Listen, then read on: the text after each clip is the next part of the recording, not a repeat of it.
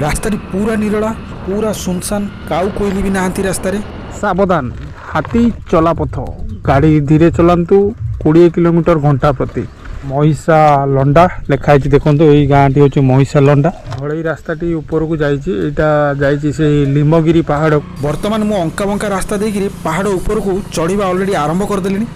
एपटे बाट नहीं कि एपटे बाट नहीं कणा टाइप रही 200 ରୁ 300 वर्ष पुराना बरगछ भयंकर बरगछ होइछि विशाल बरगछ 100 ରୁ 120 पाखापाखि पाँच अच्छी ना यहीटा कौन एक्चुअली ये अद्भुत अलौकिक लिंब गछ से आसी गोटी एठू दुईटी शाखा से लिंब गछरे गोटे बरगछ हेची लिंब गछ लिंब फूल आ फल भी हेची। तो आपण माने देखि परिबे मो सामना रे होची सेही अलौकिक रहस्यमय विशाल लिंब गछ जो लिंब गछ रे कि देखंतु को टाइप रो बर गछ हेची मूर्ति दुईटी रही ऊपर नागदेवतांकर।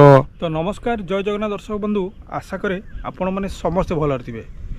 दर्शक बंधु कौन आप जानी आम राज्य ओडिशार कटकर चौद्वार ठारे एमती एक जगह अच्छी पहाड़टे अच्छी से पहाड़ उपरे बहुत सारा लिंब गछ अच्छी से लिंब गछरे गोटे बर गछ होइछि माने गोटे गछ माने मूल होउछि गोटे बट गछ होउछि दीटा गछर मूलटा होउछि लिंब गछ आ विशाल लिंब गछ होइछि आ से लिंब गछर उपरे गोटे बर गछ होइछि आ खाली सेतिक नुहे से जगाटी हजार हजार वर्ष पुराना जगह आउ सेठारे गोटे मंदिर अच्छी से मंदिरटी पूरा पहाड़र टॉप रे अच्छी।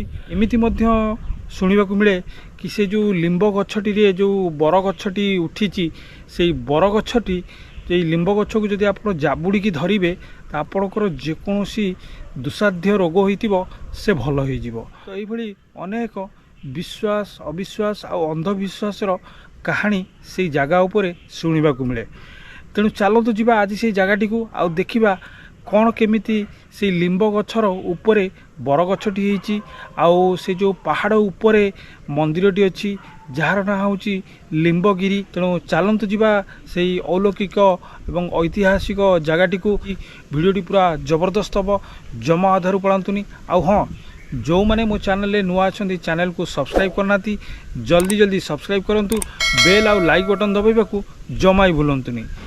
तो दर्शक बंधु आपण मैंने देखिपारे ऑलरेडी बर्तमान मु बाहरी आसले आम राजधानी भुवनेश्वर आमर आज डेस्टिनेशन आड़ को जो गोटा कि कटकर चौद्वार ठारे आसीज। तो बर्तमान मु चौद्वार छकरू बाँ पटकू बा लेफ्ट साइड रे सीधा चली एठू पाखापाखि 2 ରୁ 3 किलोमीटर कलापर पुणी आमको राइट टर्न नबाकू पड़िबो। एठी देखिपारे मो सामना रे जम बस पास है एटा प्रथमे आर ना थिला मो बस तापरे आम बस आउ एबे लोक आर ना दे दिलेनी जम बस।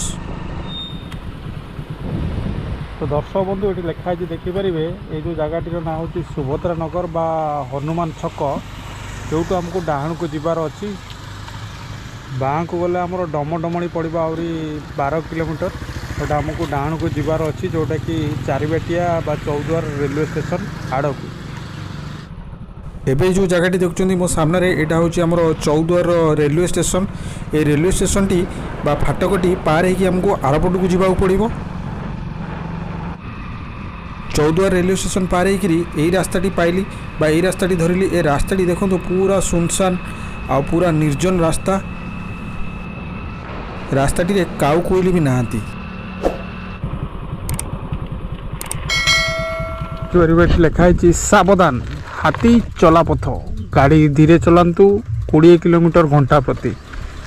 आउ ये जगार तो हाथी मैंने निश्चित रोकवा ये जो पहाड़ गुड़ा देखते सेगुड़ा मत लगुच ये सब कपिलास फॉरेस्ट रेंज रे आसूची। तो आमको एवढा 1 किलोमीटर पाखापाखि जावाक पड़ो। बर्तमान मु पहुँच गली जो गाँटी अच्छी यहाँ हूँ महिषा लंडा लिखाई देखो यही गाँटी हूँ महिषा लंडा बट आमको जीवार अच्छी निमगिरी पहाड़ जोटा कि महिषा लंडा पाखे देखिपारे जो लिखाई सरकारी उच्च प्राथमिक विद्यालय महिषा लंडा 1954 मसीह स्थापित माने आज को पाखापाखि 76 वर्ष पूर्वे उच्च प्राथमिक विद्यालयटी होता।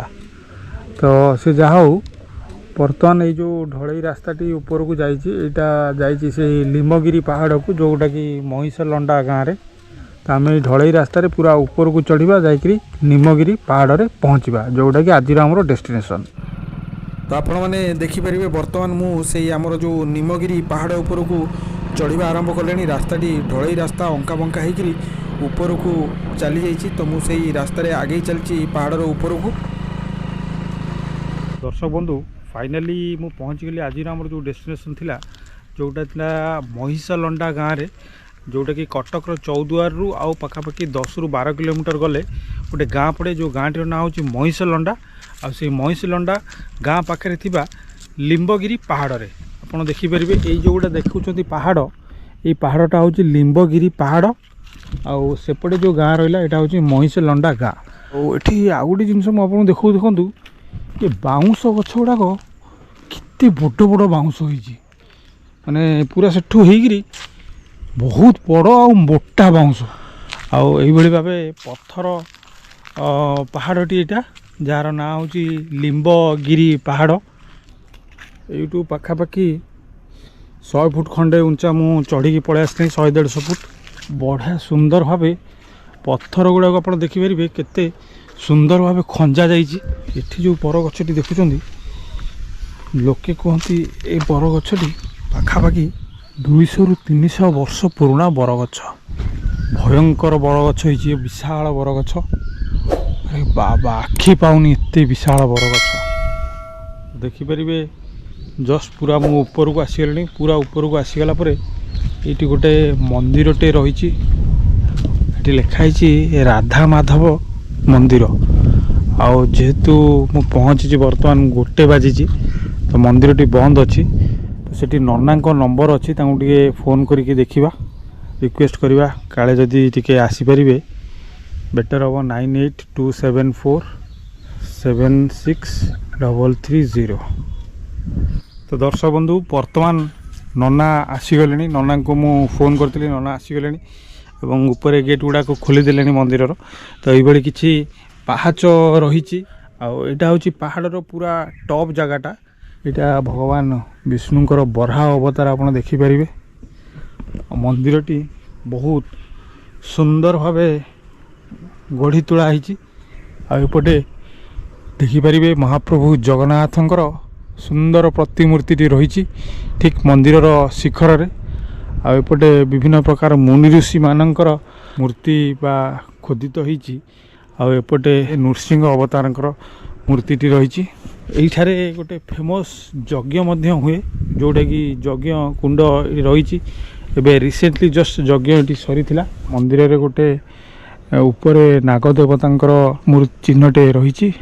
वर्तमान मो मंदिर भितर को आसीगले ये होचंती नना कि ये गरुड़ गरुड़क मूर्तिटी रही आउ गरुड़क मूर्ति सामने रही प्रभु नीलमाधव राधाकृष्ण नहीं कि प्रणाम नना तो नना कौन आमर मंदिर कौन सब रोचे माने मंदिरटी कौ जगार अच्छी टी आमर दर्शक मान कहीदेवे मंदिरटी प्रकृत आड्रेस टी कौन आउ केमिति आसिले से माने एठी पहुँची पारे आउ कहीं आसबे कौन पर ये जगार बहुत भिड़ हुए आर कौन इतिहास विषय टी कहीदेवे। आमर ठाकुरंकर बहुत महिमा अच्छी आज्ञा बाहर भी प्राय लोक आसती आज्ञा आसिकी आमर एठी प्राय निम गछ ठाकुर पाखे जी मानसिक करेंगे झीपा पिलापिली भी हिसाब से हौ कि झीपा हिसाब से हौ आम ठाकुर पाखे भोगराग कर मानसिक करके निम गछ भी अच्छा निम गछ को झीरे नगे पेटे कुंठे जदि मानसिक करेंगे जे निम बुक्ष आउ कि राधा माधव गोसाई मोर से अमुक जिनटा हूँ कि जदि भल हो छमास कि वर्ष पर मोर मन में जहाँ मानसिक रखी मो ठाकुर पाखे आसी मानसिक करी ये छमास हो वर्ष हो ठाकुर भी मनस्कामना पूर्ण कर आसिक भी भोगराग कर मुंडिया मारिकी जाइए सी भी आम ठाकुर को पसंद कर जाऊ तुम निमगिरी पहाड़ आउे मंदिर टी अच्छा ठाकुर जाऊ आम गुहाड़ी शुणुं।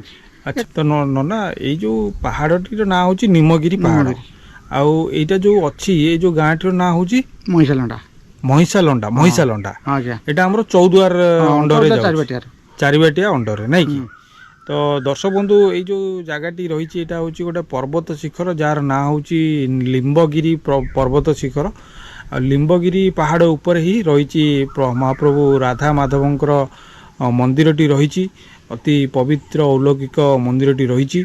ଆଉ ଏହାର ବିଶେଷତ୍ୱ ରହୁଛି ଯାହା ନନାଙ୍କ କହିବା ହିସାବରେ ଏହି ଜାଗାରେ ଯିଏ ଯେକୌଣସି ଜିନିଷ ତାଙ୍କର ମାନସିକ ଲାଗି କରିଥାନ୍ତି ସେମାନଙ୍କର ମନସ୍କାମନା ନିଶ୍ଚିନ୍ତ ପୂରଣ ହୁଏ। ଆଉ ଏ ପାଖରେ ବହୁତ ସାରା ଲିମ୍ବ ଗଛ ଯେହେତୁ ରହିଛି ପର୍ବତ ଉପରେ ତ ସେଥିଲାଗି ଏଟାକୁ ଲିମ୍ବଗିରି ମଧ୍ୟ କୁହାଯାଏ। ଏବଂ ବହୁତ ଅଲୌକିକ ଲିମ୍ବ ଗଛ ରହିଛି ଯାହାକି ନନା ଆମକୁ ଦେଖେଇଦେବେ। ନନା ସେ ଯେଉଁ ଅଲୌକିକ ଲିମ୍ବ ଗଛ ବିଷୟରେ କ'ଣ ଟିକେ କହିଦେବେ, ଦେଖେଇଦେବେ। ନନା ଏଇଟା କ'ଣ ଆକ୍ଚୁଆଲି?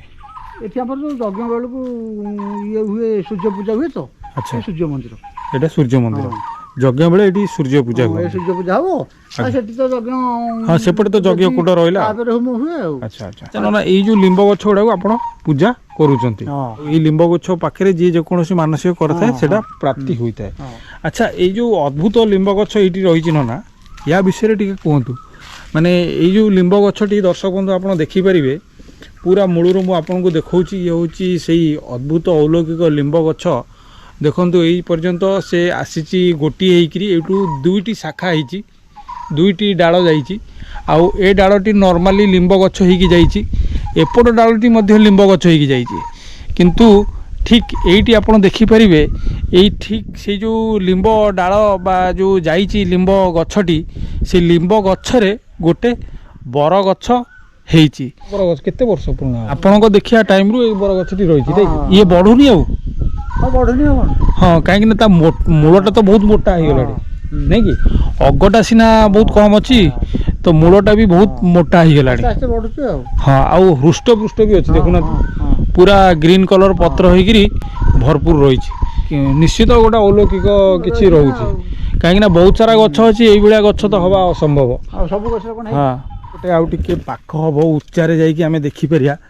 ମୁଁ ନେଇକି ଯାଉଛି ଦେଖନ୍ତୁ ଏଇଠି ଗୋଟେ ଉଞ୍ଚାଳିଆ ଛାତ ଘରଟେ ଅଛି। ଠିକ୍ ସେଇ ଛାତ ଘର ଉପରେ ଯାଇକିରି ମୁଁ ଆପଣଙ୍କୁ କ୍ଲିଅର ଦେଖାଉଛି। ଦେଖନ୍ତୁ କେଉଁ ଟାଇପ୍ର ଏଇଟା ପୁରା ସେଠୁ ତଳୁ ଏମିତି ଲିମ୍ବ ଗଛ ହେଇକି ଆସିଲା ଆଉ ପୁରା ଉପର ଯାଇ ବି ଲିମ୍ବ ଗଛ ହେଇଛି। ଏଇ ପାଖରେ ଆହୁରି ବି 3ଟି ଲିମ୍ବ ଗଛ ରହିଛି। କିନ୍ତୁ ଏଇ ଯେଉଁ ଗଛଟି ଦେଖନ୍ତୁ ଦେଖନ୍ତୁ ଦେଖନ୍ତୁ କେଉଁ ଟାଇପ୍ର ବରଗଛ ଏଠି ହେଇଛି।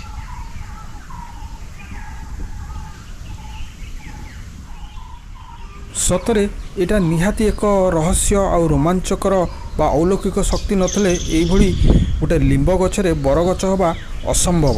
ଆପଣମାନେ ଦେଖନ୍ତୁ ମୁଁ ଦେଖାଉଛି।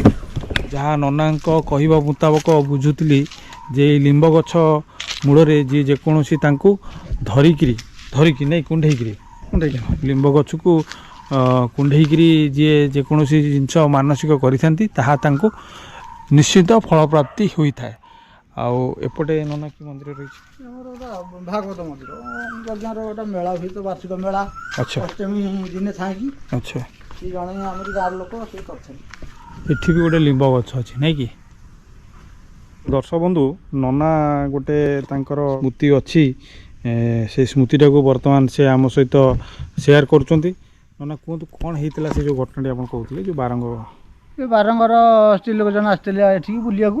ଆଜ୍ଞା ସେଇଠୁ ଏମିତି କଥା ପଡ଼ୁ କହିଲି 10-11 ବର୍ଷ ହେଲା ବିବାହର ହେଲାଣି, ପିଲାପିଲି କିଛି ନାହିଁ। ଆଜ୍ଞା ଆଉ ଯିଏ ଯୁଆଡ଼େ କହିଲା ବହୁତ ମେଡ଼ିସିନ ଖାଇଲିଣି। ଆଜ୍ଞା ମୁଁ କହିଲି ଆମର ଠାକୁରଙ୍କର ମଣିମା ଅଛି, ଆଜ୍ଞା ଆଉ ମାନସିକ କରିକି ଯାଆନ୍ତୁ।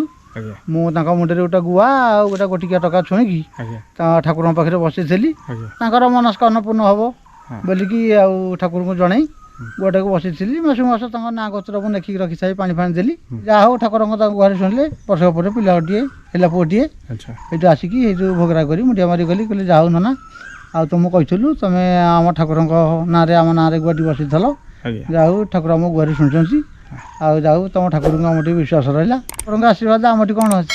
ନାଇଁ ନାଇଁ ନିଶ୍ଚିନ୍ତ ନିଶ୍ଚିନ୍ତ ଏ ଜାଗାଟି ବହୁତ ଅଲୌକିକ ରହସ୍ୟର ଜାଗାଟି, ସେଥିଲାଗି ତ ନିଶ୍ଚିନ୍ତ କିଛି ନା ମାନେ ଅଲୌକିକ ଶକ୍ତି ନଥିଲେ ଏସବୁ ଜିନିଷ ସୃଷ୍ଟି ହେଇପାରନ୍ତେ ନା ଥାନ୍ତା ନାଇଁ କି?